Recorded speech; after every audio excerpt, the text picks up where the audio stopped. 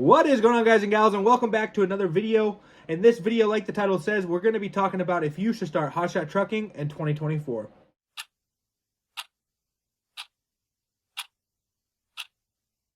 Guys and gals, thank you so much for being a part of this video. Thank you for being a part of this channel. My name is Jason Love, co-owner of Flash Love Logistics LLC. We are a hotshot and semi-trucking company. Been around since October 2020. And October 2020 was my first day in the trucking industry. And, you know, the 3 years I've had, that's what I've been rolling with. And I've made a lot of videos kind of going throughout the whole time. So if you guys go back during the channel, you can go back 3 years ago and see the first videos I made compared to the videos that I make right now. Now, before we start this video, guys, I want to let you know about my dispatcher training course. I've obviously been dispatching for Hotshot for the last 3 years. I've dispatched for a lot of Hotshot trucks and a lot of full-size semi-trucks outside of just my company. And I know a lot of dispatching companies are charging an arm and a leg. They're providing subpar services, and they're just, you know, it's not working out well. And we all know that if you were able to dispatch for yourself, obviously you're going to care more than somebody else is going to. And then if you're able to hire a family member like your wife or whoever, or a friend to do it for you, obviously they're going to care more about your truck than just some dispatching service. So I made this course for them. Somebody who has no idea what they're doing can take the course and know everything they need to know by the end of the course when it comes to being a good dispatcher. So I'll link that down below. Check it out though.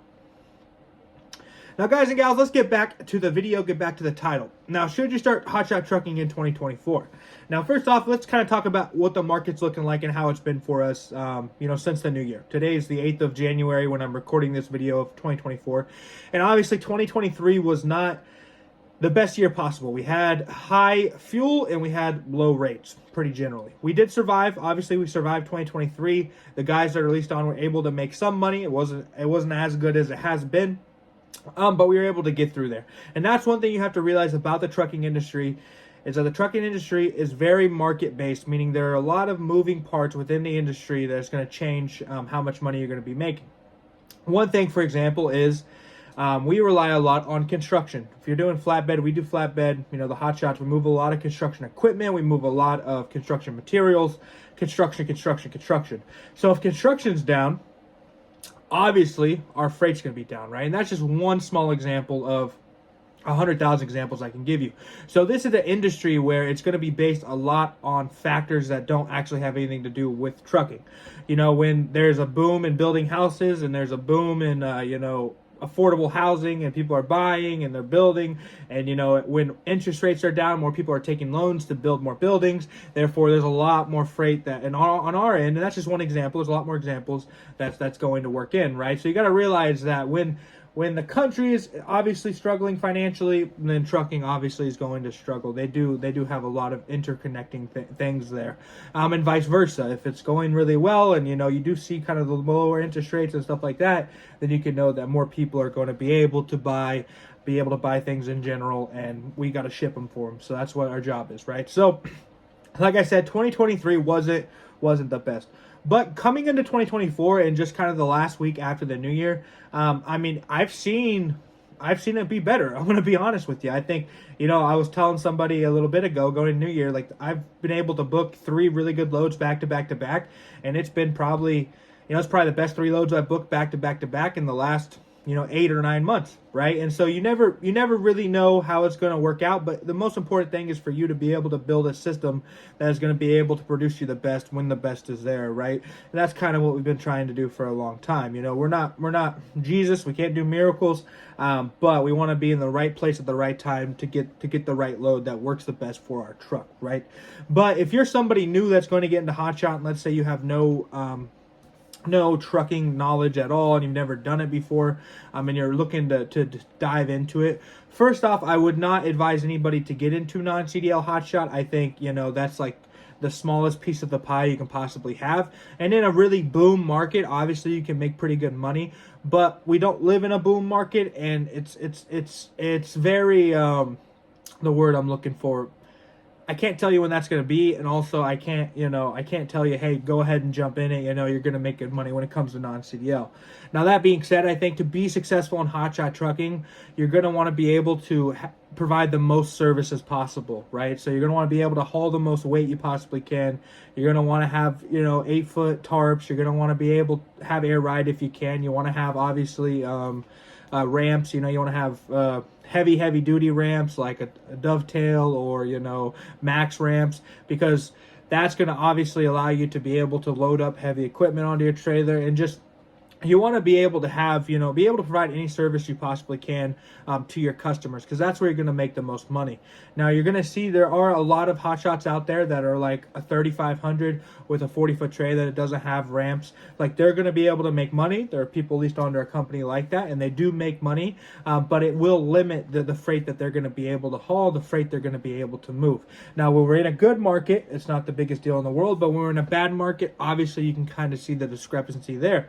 So if you're going to get into Hotshot, I've said it plenty of times, I'll say it again, especially in 2024, buy a setup that can provide the most possible services to your customers, right? Get air right if you can. That's not the biggest thing in the world. You don't have to have it, but we have seen it helps. Definitely have ramps. That's another thing. Definitely have ramps. Get a 40-foot trailer. Don't just buy a smaller trailer and think, hey, I'll be able to find freight for this trailer. Don't do that. Don't do that. Get a 40-foot trailer. Make sure you have ramps. Make sure you have chains and binders, straps, 8-foot tarps or 6-foot tarps, right? But you just want to have all of those things because they all do play a factor, right? So that's the first thing. If you're going to get into Hotshot in 2024, have a setup that can haul, 20,000 pounds and has all of those opportunities or options for your customers. Another thing is, insurance is really high, guys, and it's going to be really high going forward. If you're going to go out and get your own authority, you're going to pay high insurance. That is just something that's going to happen, right? The only company I know that really is going to insure brand new entities or brand new trucking companies is going to be Progressive, and we've paid as much for one truck when we first started. One non-CDL Hotshot truck, we paid $2,500 a month for our insurance when we first started. Now we've gotten it down to where we're paying $6,000 for 6 trucks, 6 drivers, 6 6 trailers, 6 units, complete units. And that obviously it's taken time to get to that point. So if you're going to go out and get your own authority and do that, you're going to run into having to pay really high insurance and really high insurance down payments, right? So you need to note that, right? And if the market's struggling like it is and like it has been, you're going to run a lot just to be able to pay your insurance. Another thing with having your own authority is most of you guys are going to be getting freight off of load boards. Now, your goal should be to get off the load boards. What we try to do is, obviously, I have 2 load boards pulled up right now. We do use them a lot. Let me not let my computers die. But a lot of brokers won't use brand new authorities because there has been a lot of scamming going on as of recently and, throughout years. But recently it's been pretty bad where these brokers are getting their loads double brokered, or they're getting people double broker them, and those double brokers don't even end up paying, the actual trucking company. They're just complete scams. So they're trying to crack down on it. When we first started trucking, in 2020, it was about 90 days. Most brokers had a 90-day rule. You have to have your authority for 90 days before we'll broker a load to you.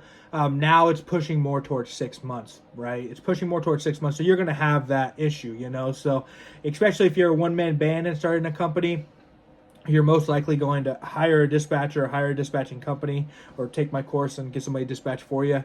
They're going to be dealing with that a lot, and it's going to limit the amount of freight you can haul, therefore limit the amount of money you're going to make. So definitely keep that in mind if you're going to go and get your own authority. So you're going to pay high interest, and it's going to be hard to find freight. Like I said, important to get off the load boards. Once you start moving for these brokers, ask them, like, where do you guys usually move? What lanes are you usually running, or what freight do you usually have, or do you are constantly moving freight out of this area? Is this a load I can have multiple times, in the future? And kind of just start building up your area. And when you get into Cincinnati, Ohio, and they always have those loads going to Kansas City, you're there and you can take one, right? So that's something to note.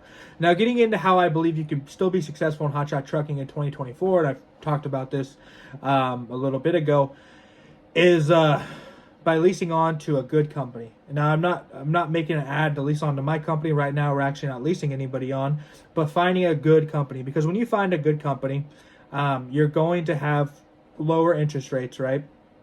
or not interest rates, insurance rates, right? So like, for example, if someone came and leased onto my company, they have a driver that has 2 years of CDL experience. They could be brand new to Hotshot, have brand new equipment. They're just going to lease onto my company. So I'm going to add their equipment to my insurance, right? But that insurance is going to look at it like those people are part of my company. So they're not like giving them a whole new, insurance quote. They're just getting added, and their rates are going to be a lot less. And compared to what I pay for the people that are already leased on, they're going to save a lot of money there. And then usually when you lease onto a company, they're already going to be set up with a lot of brokers. If you find a company that's been around for 3 years, they're probably set up with tons of brokers, and so those brokers aren't going to look at you as like some newbie or some new company, because you're getting your loads through this more established company. Especially if you lease onto a company that has really good CSA scores, and they get a lot of clean inspections, you can really benefit from their pre-pass. You can get a pre-pass that'll let you bypass scales.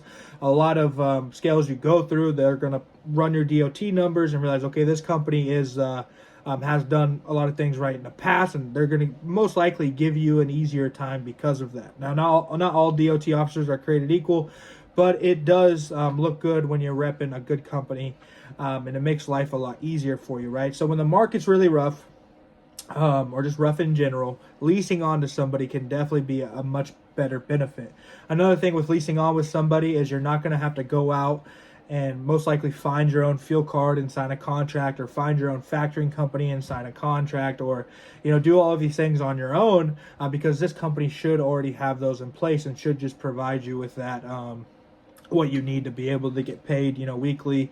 And so you don't have to get deep into all these companies. Same with like an electronic logging device, they're going to give that to you, so you don't have to go sign 2-year contract with Motive or some other company to get an electronic logging device. And so like all these little things that you're going to get from leasing onto somebody is going to be very beneficial. And it's going to help you when you're first starting out, because you might get into hotshot trucking 3, 4, 5 months down the road and realize, this isn't really for me. It wasn't really what I thought it was going to be. I want to get out. And if you went out and, started your own company and have these contracts with all these other companies to provide you services so you can provide services to others, it might be a lot more difficult to get out completely than it would if you just leased on to somebody and, benefit from what they're using. Now, if you're leasing on with somebody, usually a typical rate that I would see, especially in the hotshot world, would be anywhere from 15 to 20% all included, besides insurance. So you'd pay insurance separate and then pay them 15 to 20%. Now within that 15 to 20%, a good company should be offering you dispatch. They should pay for your ELD. They should pay for your drug test. They should pay for the factoring fees, and some other little things, right? But that's kind of what you're going to be looking at. So, it has its benefits, and especially in a market like this, it's important that you can be on the ground running. Now, at the end of the day, right, if you lease on to somebody and you want to get your own authority later on, you're going to be starting fresh, basically, with that authority. You're not going to be, it won't be aged or anything. You'll be starting new regardless. So kind of just like put those into your mind and kind of think what works best for us, and go from there. But from trucking point of view, and from the trucking in general, I don't think it's a bad idea to get into hotshot in 2024. I think it's important for you to do your due diligence, put effort in, work into learning what really everything entails, and don't just take anybody's word about it, right? Really look at the numbers, look at how much money you need to make per month, talk to people and make sure the amount of money that you need to make per month is doable in hotshot during this time. Find a company to lease onto and go from there. But I don't think 2024 is going to be that bad of a year. I mean, obviously it's an election year, and that, a lot of times it does influence the markets. But I mean, if you find a good company to lease on, I think you'll be perfectly fine.